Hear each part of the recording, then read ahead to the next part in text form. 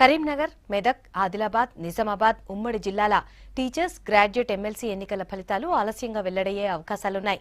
ఇంకా బ్యాలెట్ బాక్సులను తెరిచి కట్టలు కట్టే ప్రక్రియ మాత్రమే సాగుతోంది. అయితే ఫలితాలు ప్రకటించే విషయంలో ఎన్నికల అధికారులు గ్రీన్ సిగ్నల్ ఇచ్చినట్లు జిల్లా ఎన్నికల అధికారి హోదాలో కలెక్టర్ సర్ఫరాజ్ అహ్మద్ తెలిపారు. మరిన్ని వివరాలు కరీంనగర్ అంబేద్కర్ ఇండోర్ స్టేడియం నుంచి వెంకటేష్ అందిస్తారు.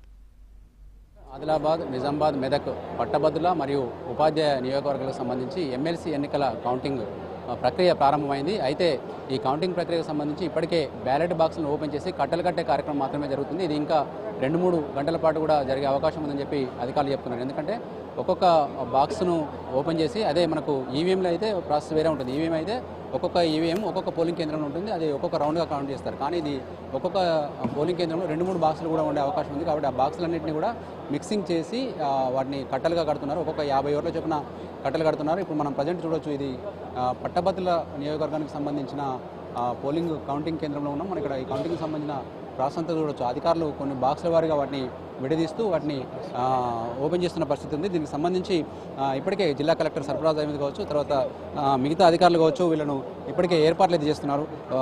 దీనికి సంబంధించిన కలెక్టర్ గారు మనతో పాటు సార్ చెప్పండి, ఇప్పుడు కౌంటింగ్ ప్రక్రియ ప్రారంభమైంది కదా, ఇది ఎంతసేపట్లో రిజల్ట్ రావచ్చు మనకు?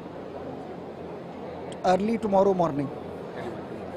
అంటే ఇప్పుడు ప్రజెంట్ ప్రాసెస్ అంతా ఇప్పుడు కట్టలు కట్టే కార్యక్రమం జరుగుతుంది. తర్వాత ఇది ప్రాసెస్ ఎట్లా ఉంటుంది సార్ మొత్తం? First of all, we opened the strong room at 7 o'clock in the presence of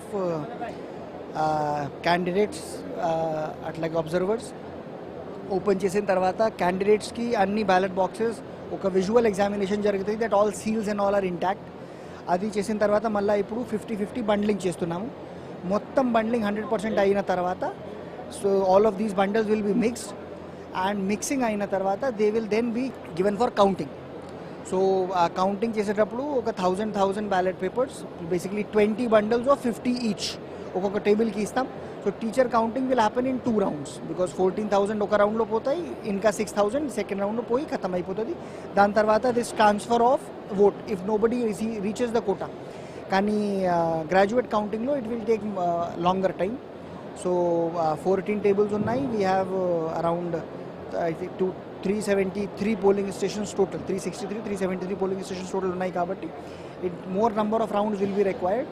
so teacher result may come by some time in the evening or night today, but graduate result will take time, probably early tomorrow morning is what we're expecting. సాధారణ ఎన్నికల్లాగా ఇది రౌండ్కు ఫలితాలు ప్రకటిస్తారు లేకుంటే ఒకేసారి ప్రకటిస్తారు? Technically సాధారణ ఎన్నికల్లో ఎట్లా ఉంటుంది ఏంటంటే ఎవ్రీ రౌండ్ ఎవ్రీ టేబుల్ మీద ఒక పర్టికులర్ పోలింగ్ స్టేషన్ వస్తుంది. Now ikkada atla ledu because we are mixing all poll ballots.